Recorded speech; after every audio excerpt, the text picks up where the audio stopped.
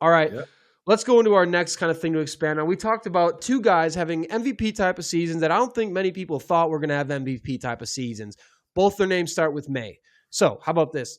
We're going to talk to which May has a better argument for MVP right now, Baker Mayfield or Drake May, right? So, if you kind of just start your search, who's got the better chance, better argument right now? We can kind of go back and forth. So the person with the advantage, I'll say their name. So touchdowns, Mayfield. Yards, passing yards, Mayfield, but they're essentially tied. Like it's like 20 yards away. Interceptions, Mayfield. Touchdowns on throws of 20 plus yards, Mayfield. Over to Drake May. He's leading in QB, EPA, expected points added, another very critical stat for quarterbacks. His QBR, he's leading. Passer rating, he's leading. EPA on throws of 10 plus, he's leading. EPA on throws of 20 plus, he's leading. So essentially what you're hearing right there is he's been unfreaking believably efficient and having a very high success rate when he's throwing the football. That is what you're seeing out of that EPA stat, and he is contributing in a big way when there's positive plays for the Patriots.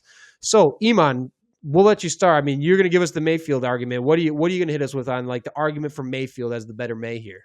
And first of all, too, I am a May baby. I was born May 6th, so I love this segment. I'm just a May baby. So I'm for Drake May and Baker Mayfield. But yeah, Baker Mayfield, to me, I just think they're more quality wins. And yes, Drake May doesn't have world beaters at receivers either, which everybody was saying coming into the year they needed to add. But adding Stephon Diggs kind of gives him an all-pro, a Pro Bowler, so he has a little bit more help. But like I said before, Baker Mayfield is throwing to guys nobody even expected to be in the NFL this year. Without Mike Evans, who's an 11-year guy, 1,000 yards per season, Emeka Egbuka is looking like the best rookie, not just rookie receiver. He's looking like the best rookie this year, who's also a Pro Bowler. Bucky Irvin's gone, so the running game's gone. And they're beating more quality defenses to me. I just think that the NFC teams that he's beating, and he's making it look good. And I like Drake May, but Drake May doesn't have the Baker Mayfield swag to me. This is just to me. Short guy, walked on at Texas Tech, had to quit, go over to Oklahoma, walked on over there and became a Heisman Trophy. So he's just exuberating so much swag. But what he's doing with nobody, I mean, it's just exceptional. And let's be clear. Is his coach as good as Vrabel is?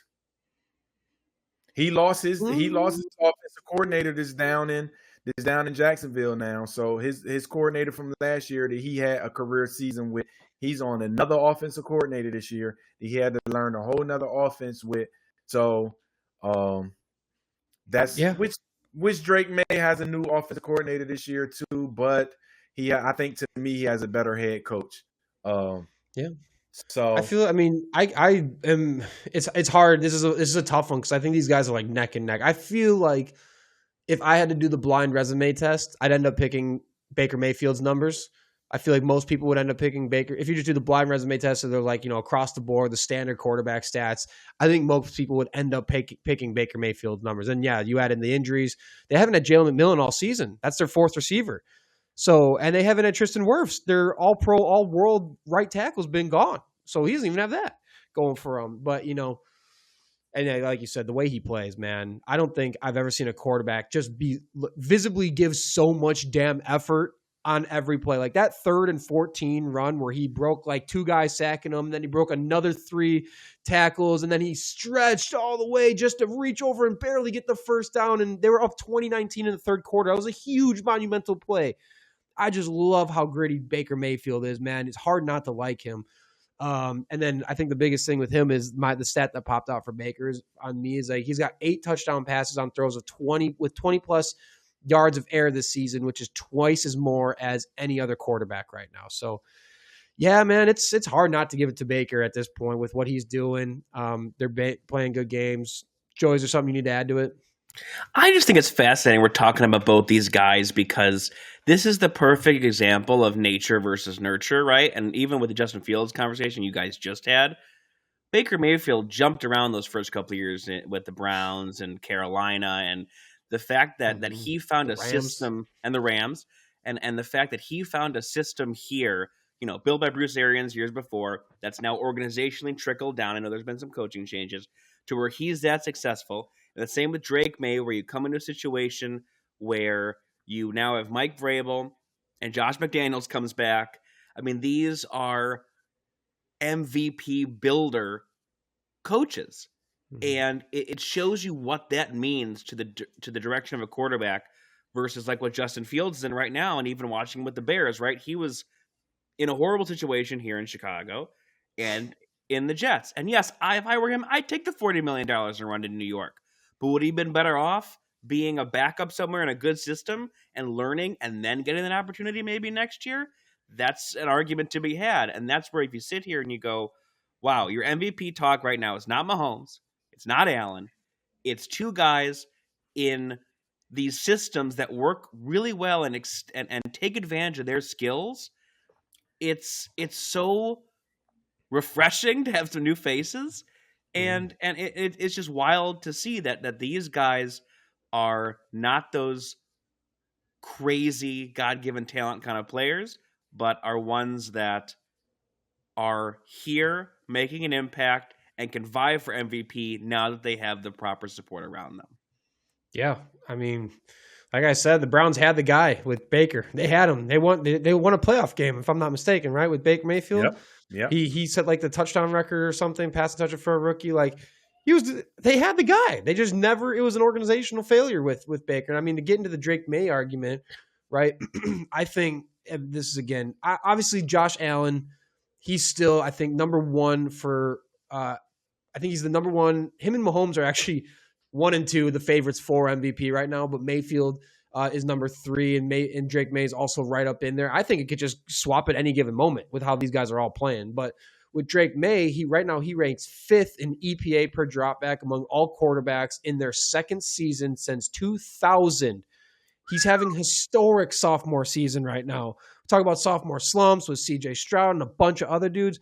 Drake May's on the inverse side of that coin, balling out as a sophomore right now. He ranks first among all NFL quarterbacks with a 2.19 EPA per dropback on throws of 20 air yards or more. So he's not just throwing dink and dunk, right?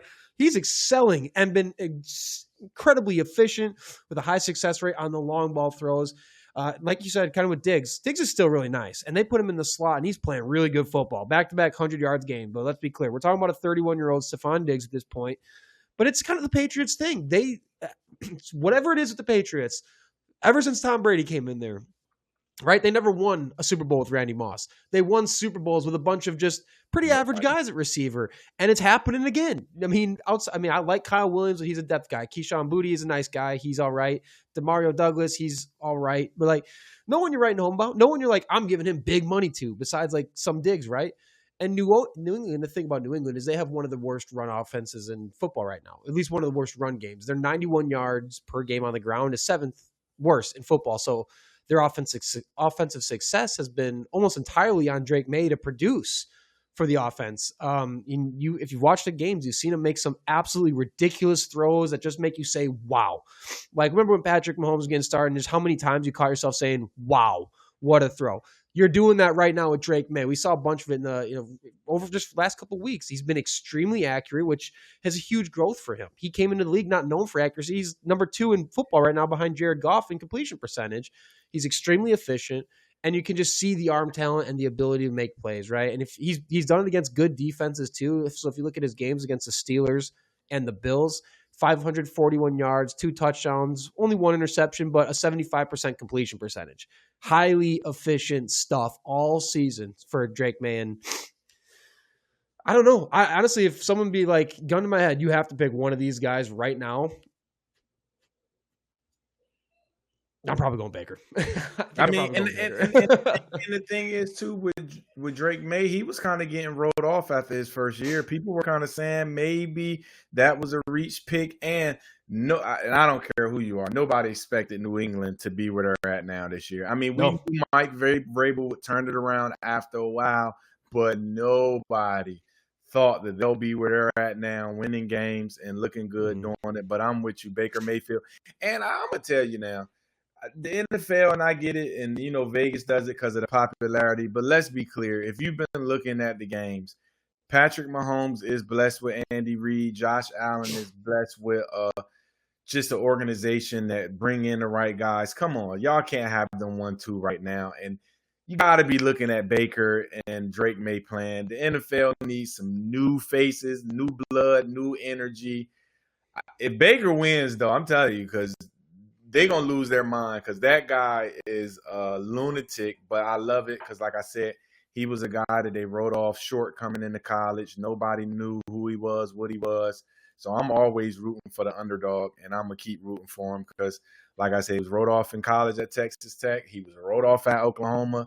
He was wrote off after the number 1 draft, and now he's just flourishing, and I love it for him. But, hey, had to get out of Cleveland and leave Progressive alone, too. Progressive has been a fucking – That was a fun era.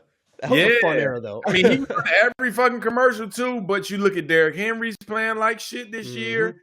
Like, a lot of them Progressive guys, man. I think he was Allstate, isn't he? Isn't he Allstate? Oh, yeah. Isn't he with Jake?